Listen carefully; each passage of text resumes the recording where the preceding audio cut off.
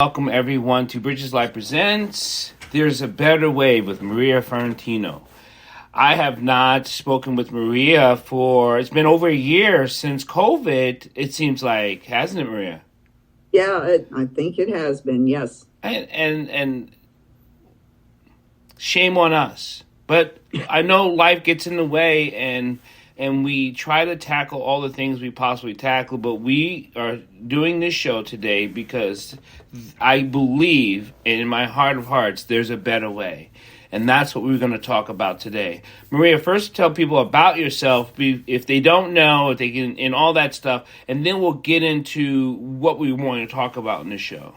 Sure. I'm an attorney. I'm retired. I retired at the end of 2020. I pretty much concentrated my solo practice in post-conviction cases. And those are cases that are instituted by inmates saying that there was ineffective assistance of counsel at the trial level, at the appellate level. There was also prosecutorial misconduct, and I handled those types of cases. I also did appeals from those cases also. And then I finally retired. But in my experiences as a criminal attorney, I saw how the criminal justice system, just how it fails to work and how it fails to help the people who are in it. You know, I have to keep reminding myself every time I do anything or a show, conversation with someone, I have to realize that everyone may not know how the system is. So can you describe what the system is? So you get arrested, you get charged, and go from there. Because you think people watch law shows or criminal shows, or they've had someone go to court and they think they know, but there could be some pieces missing. Because we must talk about the system before we talk about the system. So That's right. So go ahead. So help people out. I can make it really simple. Good.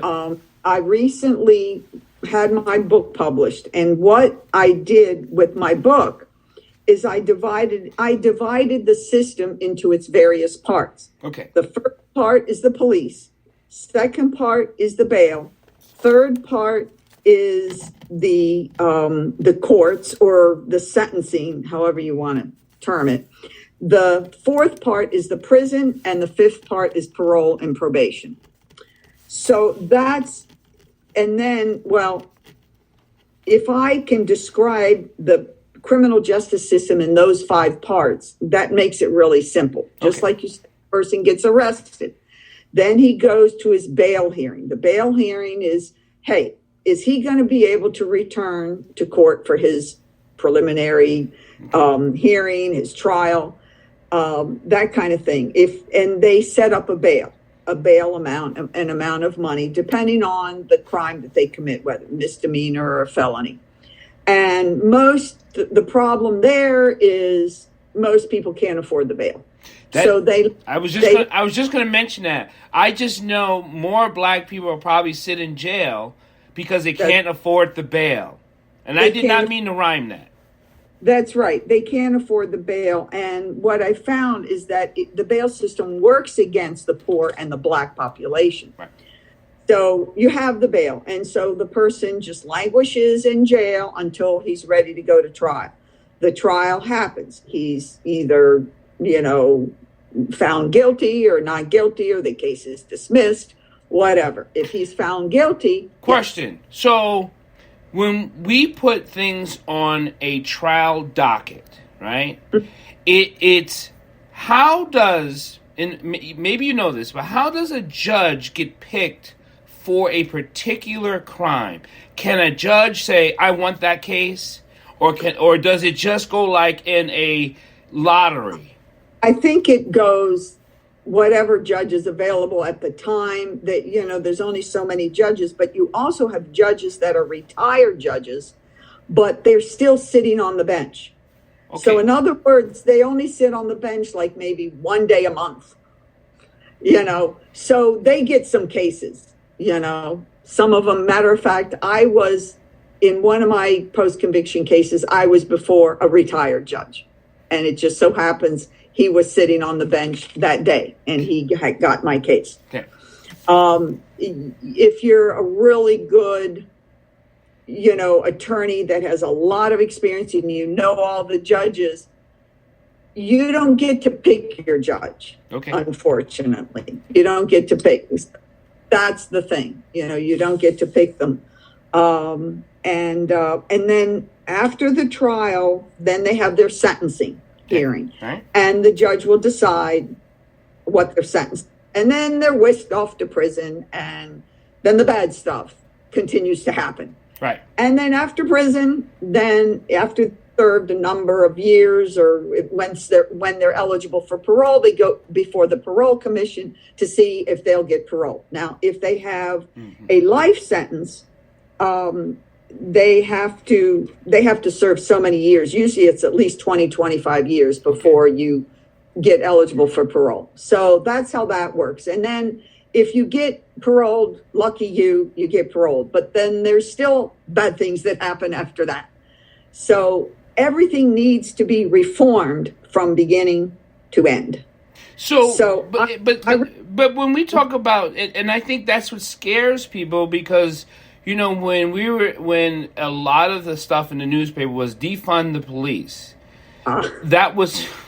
It was getting dragged out. We're like, no, we're not trying to take police off the streets. No, we're not trying. We're trying. So we were talking about reforming the police, not telling them they can't be police officers or not do their due job or anything. We were just it has to be different of how they do it. That's right. Like in my chapter on police reform. The first thing that we heard when George Floyd was killed was defund the police. Right. Well, I was thinking, how can you're taking money away from the police? How are you going to reform the police if you take money away from them? You need to put money there, because in order to reform, you've got to teach and train. You've got to reinvent, restructure, and redefine the police's purpose. Right. Because when I look back 50, 60 years ago, the police would have their beat. Remember their beat? I remember. I'm a New Yorker. And we would know the police. My father had his shoemaking shop on MacArthur Boulevard in Washington, D.C. And we had a number of police, and I would know them. So did my father. And they were there to help, to aid people. Right. But today, it's not. They don't look at it that way. But we got to get back to that. We got to get back to finding a new purpose for the police, which is aiding the communities that need the help. And that has to do with how the police interact with the community. So there has to be improvements on hiring, how they hire the police, how they train them. Right. The biggest thing about training is de-escalation. The police can go in there and they make matters worse. And it shouldn't be that. They should be trained to de-escalate a very high risk situation. And then I also talked in my book about creating new units within the police department, new units where you're getting social workers involved, you're getting mental health people, psychologists, psychiatrists involved in special units. And I can't remember I don't know if it was in Illinois or Ohio, somewhere, they had a new unit that ran around in this van, and it was marked, and I can't remember what it was marked, but it wasn't police officers, but it was part of the police department. Right. And they came and they would assist and would come to high tense situations where there was a drug addict and he was, going crazy, that kind of thing. So you get the mental health people involved. So the police really need to be trained on new ways of doing. I don't know. I'm in economics. I don't see anything wrong with per shift, per police department, that van. The van has a cop, a police officer, I apologize, a police officer, a mental health and substance abuse riding around in that vehicle. Now, of course, you still have your other police officers in there patrolling, but this one it's not like you're going to get separated. I mean, it's not that, but No. they can arrive with the car and the van.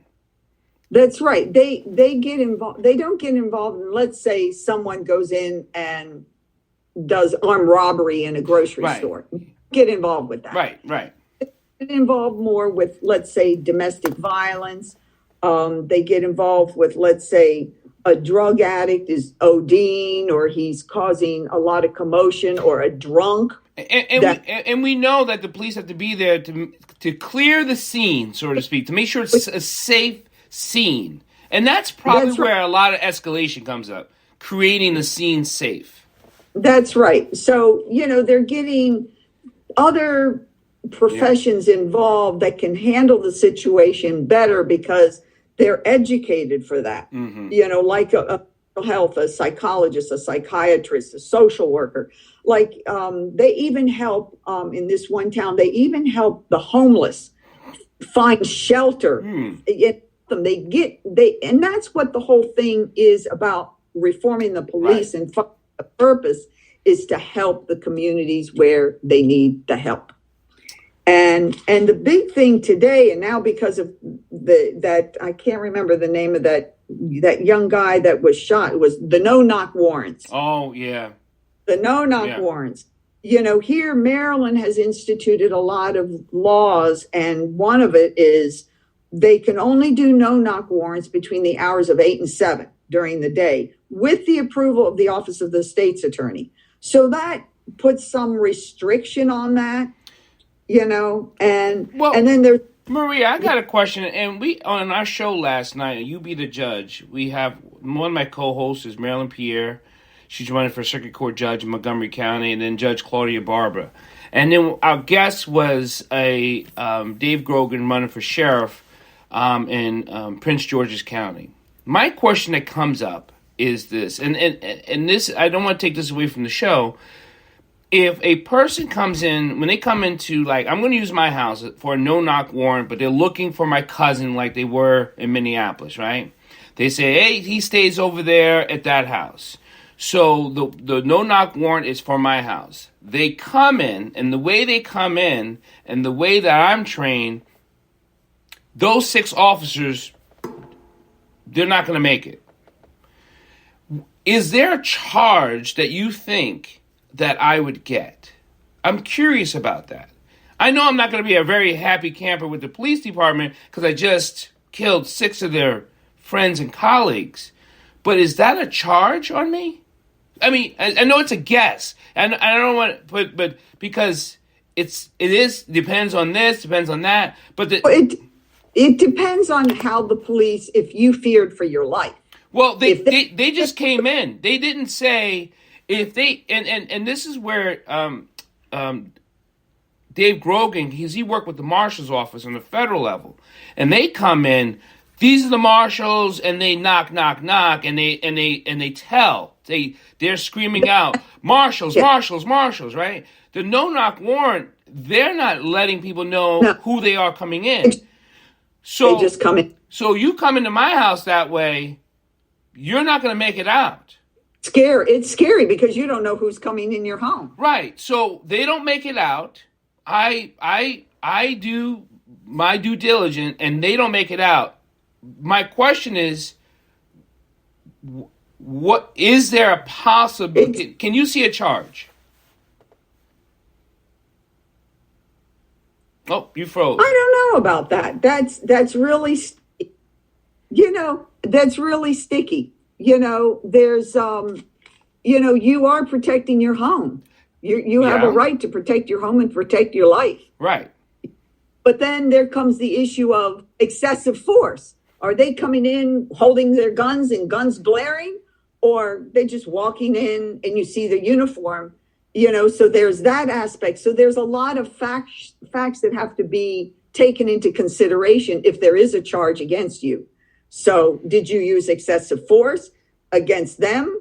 Did they just walk in and say, hello, we're looking for so-and-so, or are they holding their guns? We'll use Minnesota, the way they busted through that door. If that was my door, those first 3 officers would have been down. Yeah, I think most people would probably do the same thing. I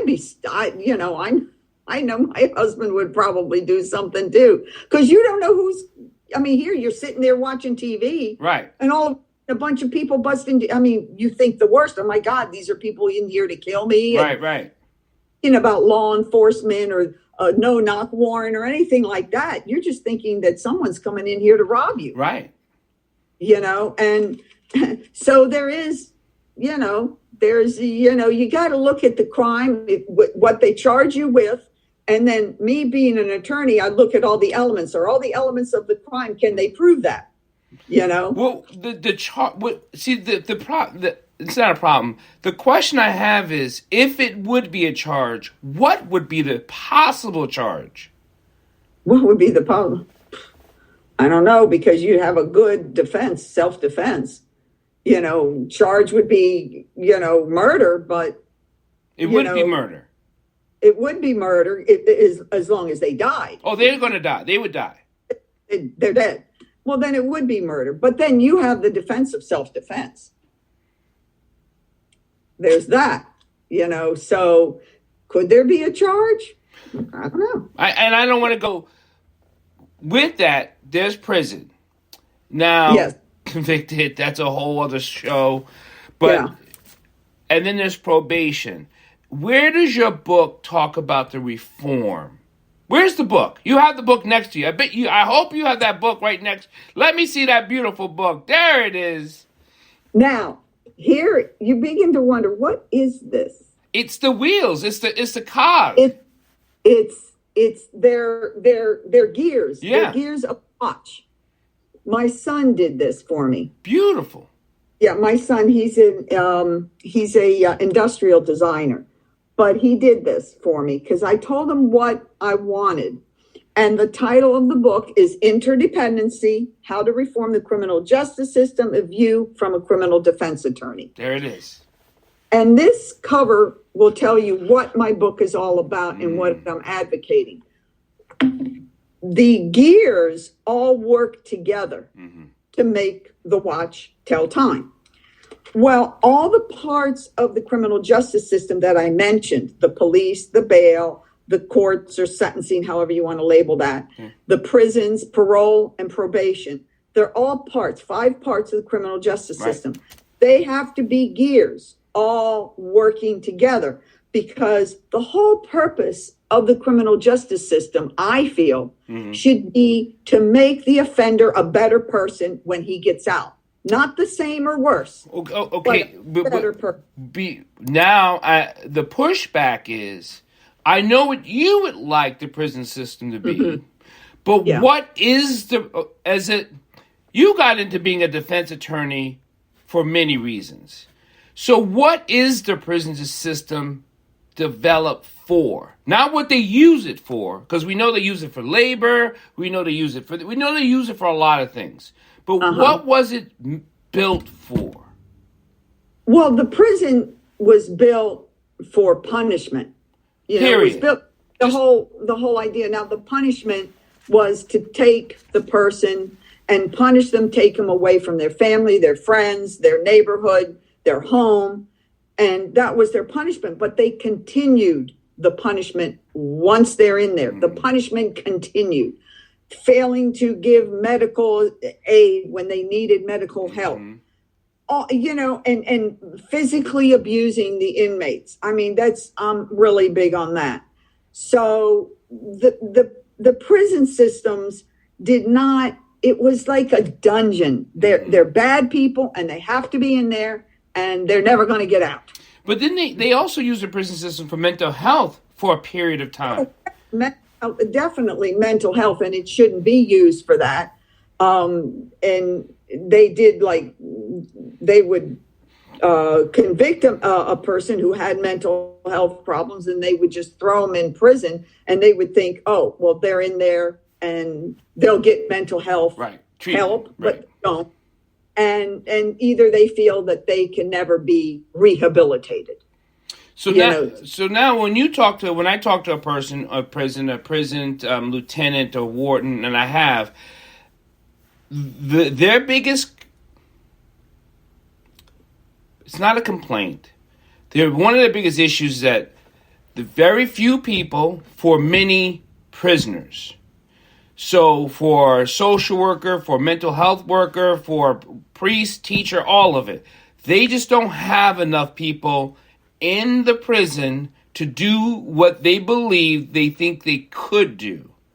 Now, I find that so difficult. And the reason why is because when you build a prison, you know how many guards you would like to have, because you know how many prisoners you're going to have. You know how many beds you're going to have. You know how many pots and pans you probably need to have to cook for these many people. Yeah. What is the problem of hiring the other doctor, mental, for the people? How come that gets missed? Well, this is, if you go back to my book and go back to, let's say, the sentencing portion. Gotcha, right here. Yeah. I am advocating that all drug crimes need to be eliminated because they're not crimes. Drug addiction is an illness. It's not a crime. Right. I don't know why they're making it a crime. And the same with the people who deal with the drugs. Most of the people deal with it, they're taking the drugs themselves, and they sell to support their habit. When did drugs become a crime? Was it always a crime, or was it? We knew it was illegal, like alcohol. Yeah. But when was it became a crime? I don't tell you the truth. I really don't know, but I think they really started this back in maybe the 70s and 80s when they said, "Oh, well, we got to do mass incarceration. Right. We got to." And that's when drugs just because the drugs cause crime. Right. But, the drug addict has a disease, has an illness. Okay. Why? And can you imagine if they get rid of all of that, all those people in prison, they're out. Look how much money we save. Yeah. So taking that large group of people out of prison, also, not only getting rid of drug crimes, but also getting rid of life sentences, long-term sentences like 50 years. These draconian terms, these long terms are just ridiculous. I heard of a judge sentencing a person to 10 years in jail for $46. Oh my God! See, that's ridiculous. No. That doesn't make sense to me. We got to get rid of those long sentences. Now, the judges also have to decide when they do the sentencing. There has to be risk assessment, psychological evaluation. Everything has to be done on the defendant, so they know what program they're going to put them in prison.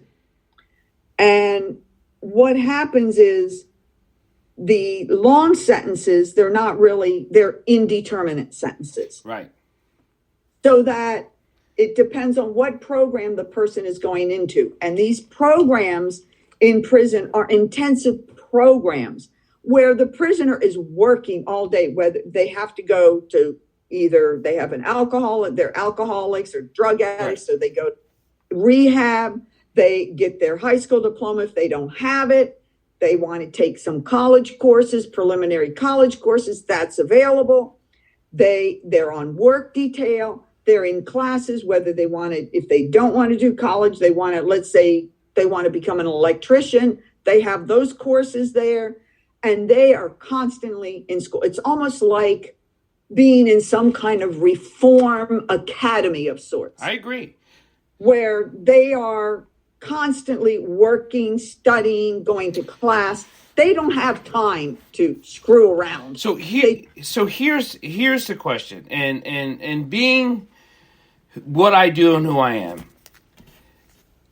Historically, Black America have believed with some statistics that this just was a way to institute a different plantation of slavery, right? Yeah. And there's a lot of rhetoric and some science behind it with some system, and all of it can be, a lot of it interwoven with, some people are just bad people, need to go to jail. I mean, that's just what it is. And then, right. So, and then you weave in some systematic issues with our instituted racism, right? There's a lot of stuff in that stew pot. Mm-hmm. And when you're talking about reform, it's almost like people are afraid to change something because of what they're afraid of is their own racism, and their own system may break down that keeps them somehow in favor in a society. That's right. How are you? You're talking against the machine right now. Oh yeah, definitely. I can't go into every aspect of my book because it's a lot. But even though it's a small book, it's just my thoughts, and I really feel that it's how you reform the person. And because the person comes in and he's in a bad state. He doesn't know. I look at how I was raised. I was raised in a roughly middle-class white neighborhood. And my parents were immigrants from Italy. I was first generation. And I went to Catholic schools all my life, and college, and then law school. But my father and my mother, they worked hard to give me my education. But back then, it didn't cost that much. I mean, I'm still paying for my son's college education, and he's been out for years. So, I had the opportunity. Right. And I wasn't surrounded, like, you look at these people that commit crimes. In their neighborhood, on one corner, there's prostitution. Yeah. On another corner, there's drug deals. Yeah. Their father is in prison. Their brother was killed in a bad drug deal. And their sister is a prostitute. And the mother's trying to hold everything together. Good luck. Good luck with that they are going to make it out of there and make something out of themselves. But the thing is, these people are not stupid. Right. They're smart. Right. And we're wasting these intelligent people. And that's where the police comes in, getting into the neighborhoods, how they interact and assist the neighborhoods. I remember I used to go up to New Jersey for the summer, and up in that little town that I was in, they used to have a youth center. And I don't know, this was back in I'm thinking 60s and 70s, maybe the 60s. It was youth center. The police were involved in that. The teachers were involved. Parents were involved. Community leaders were involved. And it was for the use of that neighborhood. Yeah, they took that out. They took those out. And that's sad. That's how the police should get involved. They should get involved with the businesses that are there, the merchants, and help them and have community meetings every month to find out what's going on, and have all the different departments of the police there, social workers, psychologists, to work with the community to uplift these communities. So, Maria, we beg the question we ask, how come the system does not want to change? That, you know what, this is when I start talking about getting rid of drug crimes, people look at me like, what? You want to do what? And you want to get rid of life sentences? So who's talking? Who said, like, you don't have to say the person, but general people that are not in the criminal justice field, okay? Neighbors, friends, you know. I know I talk to a lot of black people, and they're okay with getting rid of drug crimes. Yeah, well, see, the people that I'm involved with, they don't do drugs. That's the thing. There's the difference. And when they look at me, they go, "You mean you go into the prisons?" I say, "Yeah." Mm-hmm. Yeah. Well, what's the big, you know? And right. and I tell where I go into maximum security. Well, you're not scared? No. I love going there. I love talking to my clients. And sitting there with them for hours, and we talk about their case and what, you know, I get a good feel for them. And that's the thing. People are scared. Yeah. They're scared. And I think that's it. The fear. They're scared of, oh my God, what's going to happen if you get rid of life sentences? Then all these people, these criminals are going to run rampant, and they're going to invade our home and kill our children and rape our women. Do you on a serious question, and this has been asked in black communities all over the country. It just has, because I know I talk about it. Are not all, and I don't want a blanket statement. I don't want all this inboxing me talking about you blanket the statement. Is there a stigma for white America to be afraid of black America even today? Yeah. I believe so. I believe so. And I think there's even, like, with what's happening today in the political arena, right, with these crazy radical groups. I mean, I think we're in the end of the world, if you ask me, but yeah, I don't understand it. I really don't. But how the neo-Nazi and the white supremacist, I thought, oh my God, this is insane. We're in 2022. There shouldn't be such division and such hatred for one another. I don't understand it.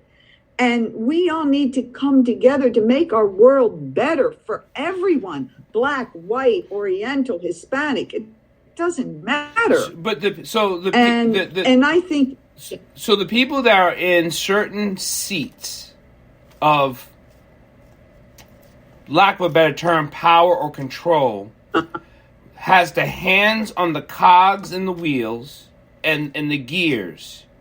Mm-hmm. And the only way to reform this is to clean house and re-put people back in, so then we can see if this can work? You know what? We talked about that, I think, in the last show. And I think the question that was posed was, are we talking about revamping the whole criminal justice system? Just knocking it all down and rebuilding it? And yeah, that's what I'm talking about. Yeah, there are good people in the criminal justice system. Absolutely. We keep those. But they also need to be further trained in new techniques.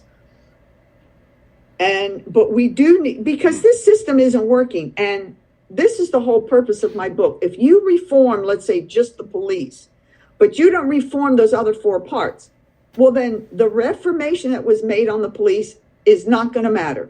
It's not going to have any effect because it'll just fall apart. You have to reform each 5 of those sections that I mentioned so they all work together.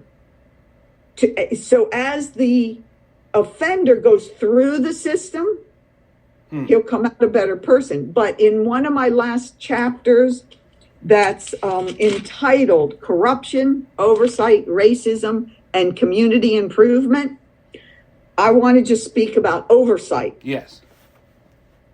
There should be an oversight committee made up of, and it's not under the police, not under the public defender, not under the state's attorney's office, not under the courts. They're unbiased, unprejudicial. They're just a separate, another department within the criminal justice system.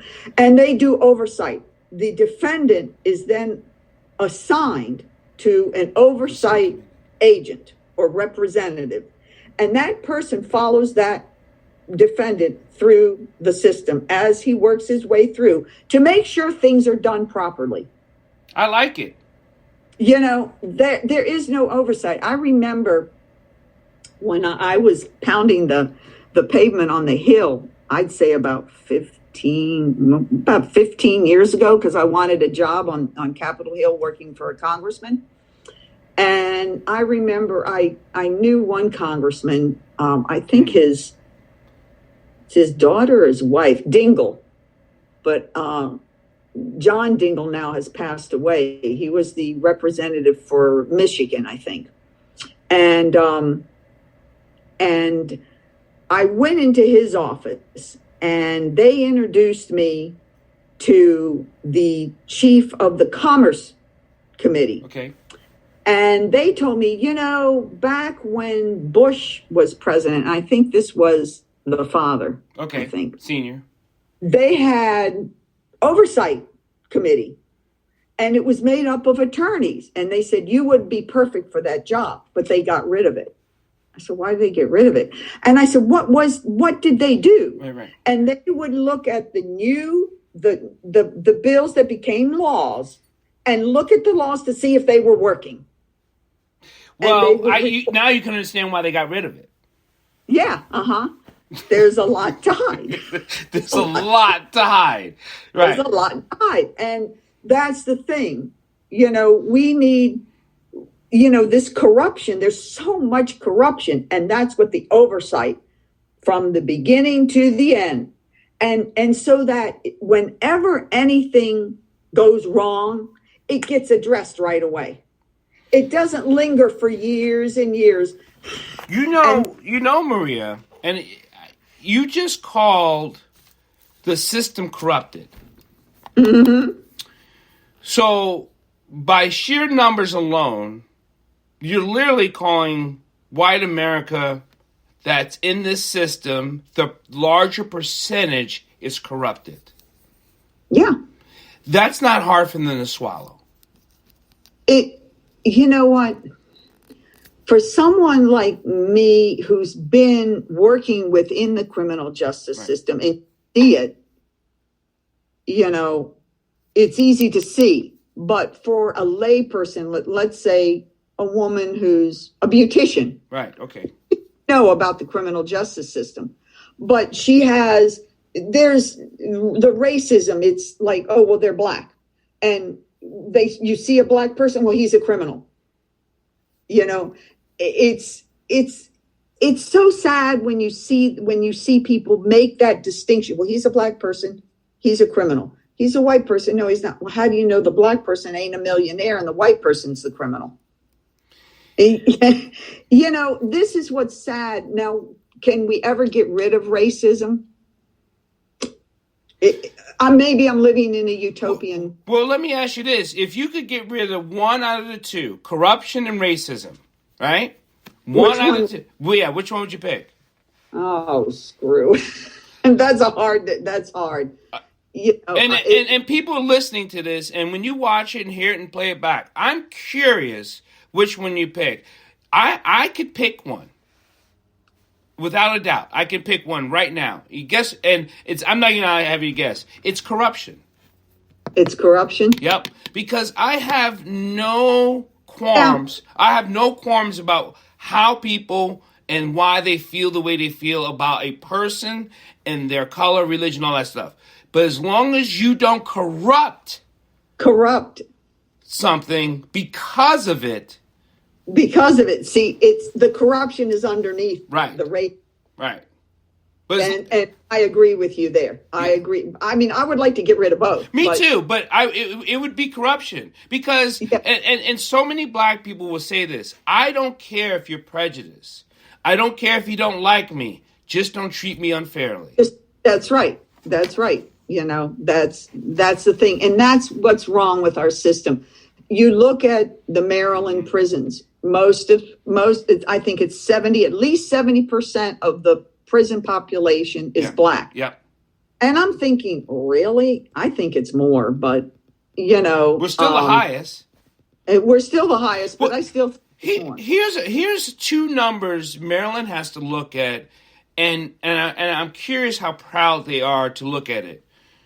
We arrest more black men than any state, and Maryland's the richest state in the United States. Wow. And you can almost look at that and say, does one contribute to the other?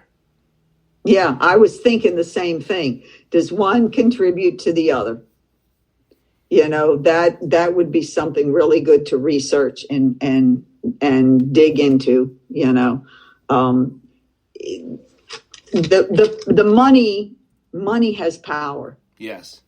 Money has a lot of power, and that's sad. And what do they say about money? Money is the root of all evil. And the more money you have, the more money you want. Someone had asked me we were talking about education. And I believe that the governor is the parent, the father, the mother of the state. If we had that governor, could that governor reform Maryland's prison system with the whack of his gavel? Or do you think it goes through the federal and so much intertwining stuff? Okay, what I'm thinking about your question is should it be on the state level or the federal level? Right. If you look at all the states, all our state laws are different. Correct. When you look at, let's say, the crime of first degree murder, in Maryland it says one thing, and let's say in California it says another. Right. Different, and we're all different states. And I think each state should govern as they see as it's right for them, because each state has their own demographics. Correct. And each state some states have more blacks than whites, some states have more Hispanics, that kind of thing. So I think you need to govern as to, what your demographics are.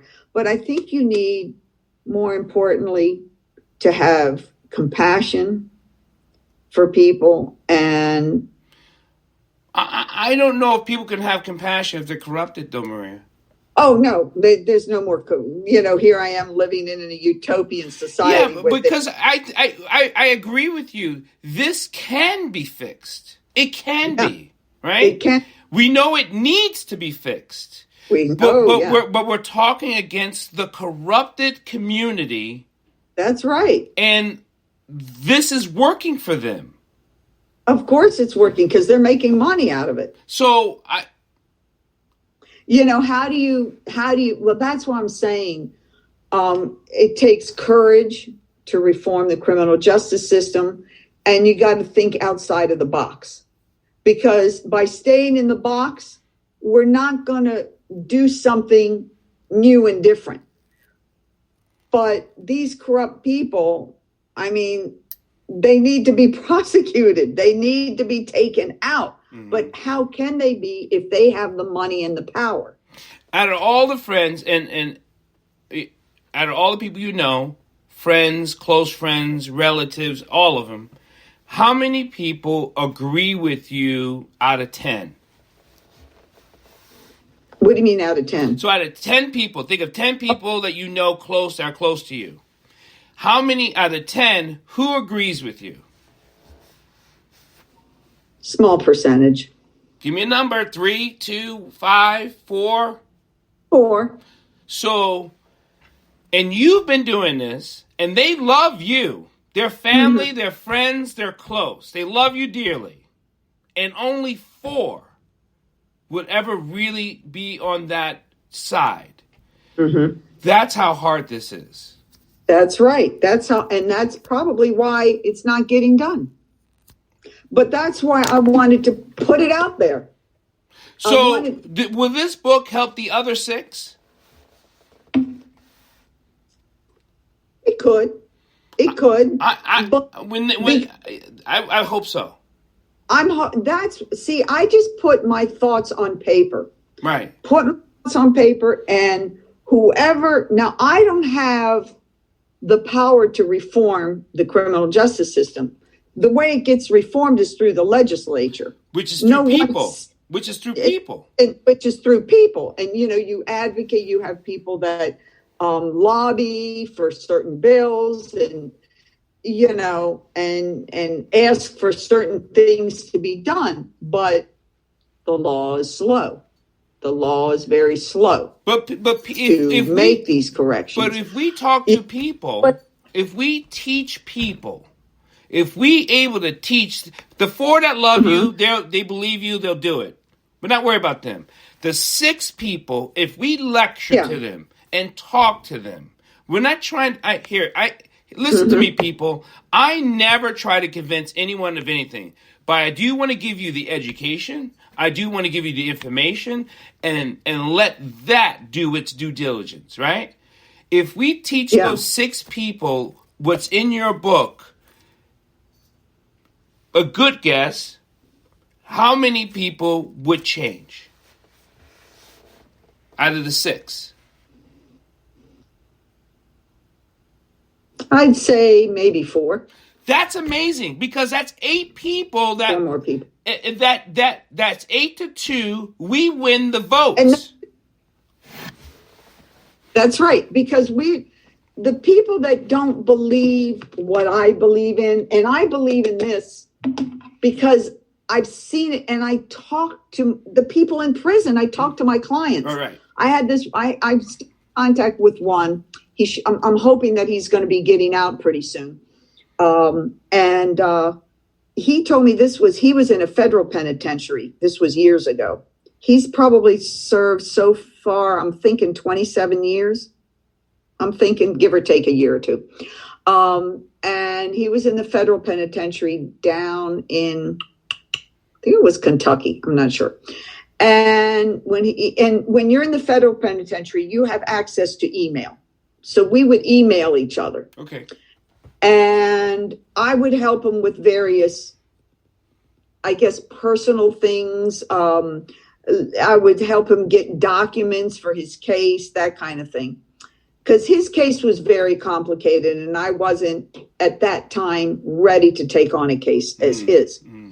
And he told me something. He said, Maria, there are guys in here that are just like me. We just got involved with the wrong people, that we got involved with the wrong activity, and we didn't have the support that we had at home. And if we just had really good direction and help, we would be different. However, he said, there are some evil people in here. He said, I try to avoid them as best I can, but it's not so easy. And they are just pure evil. And they're the ones that you say, well, can they ever be reformed? I don't know. Maybe in 50 years when they're 60. I don't know.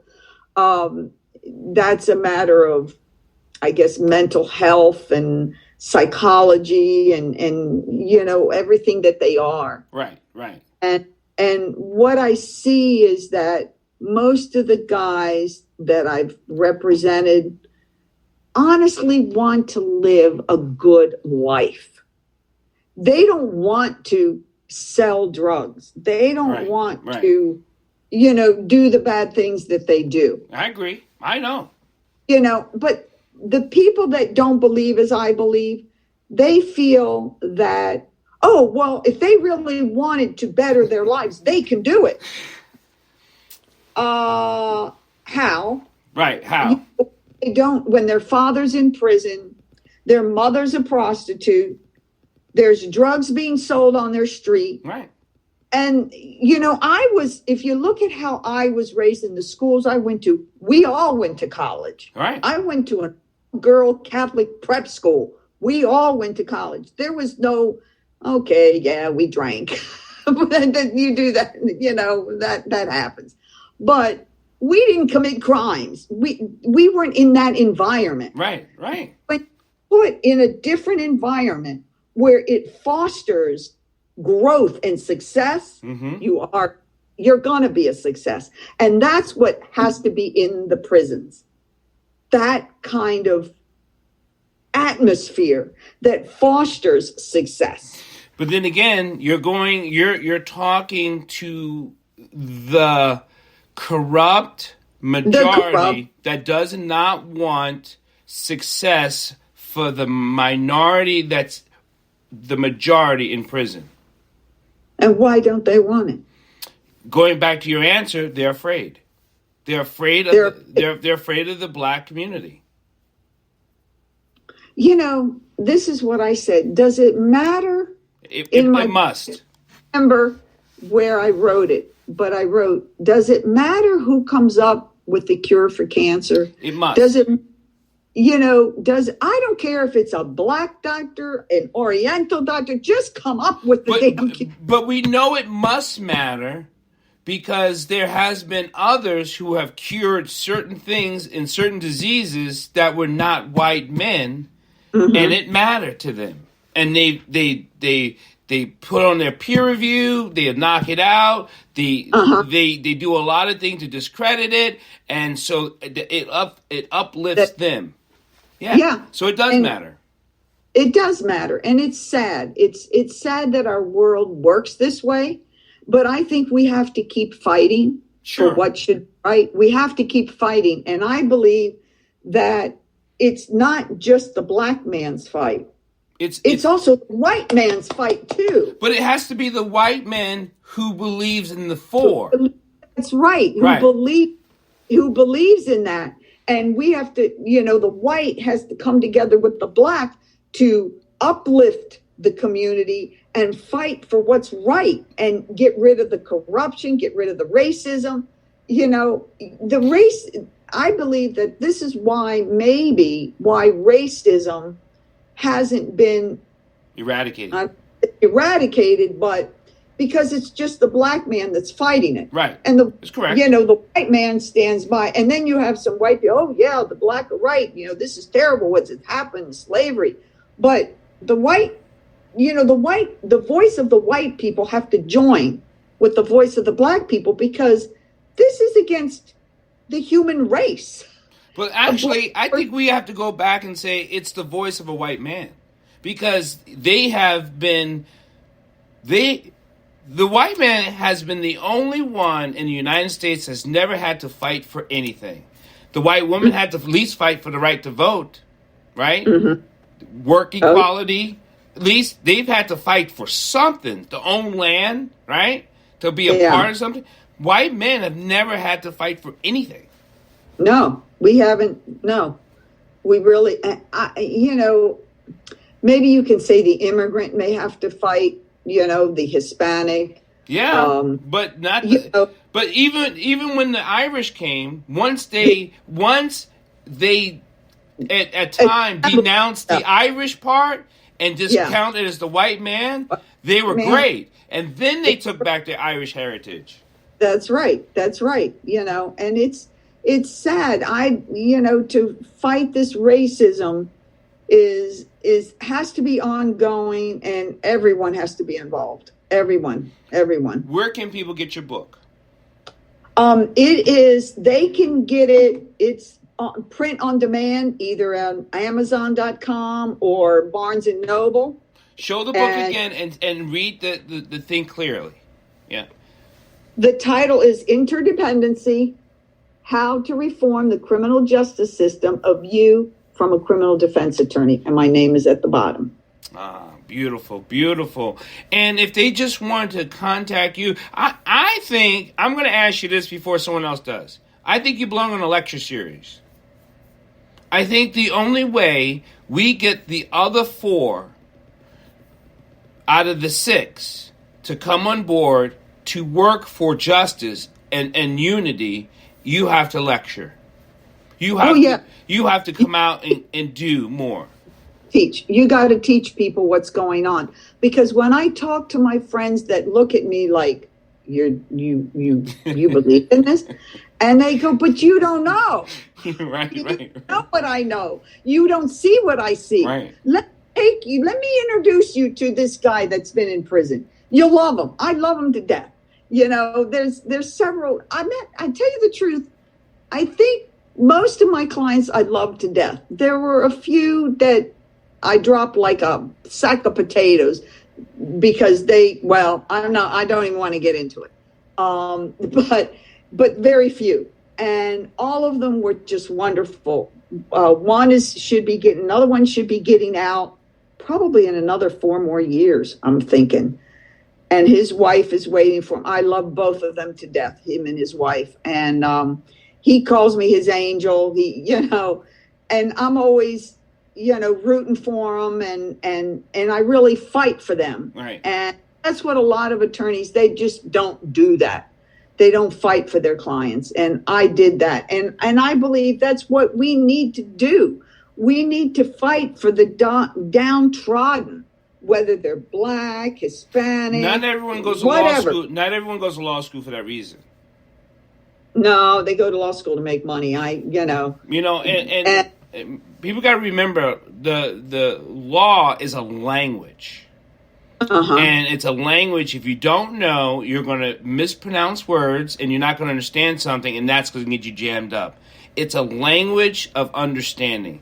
And only lawyers understand the language because they're taught how to understand the language. So yeah.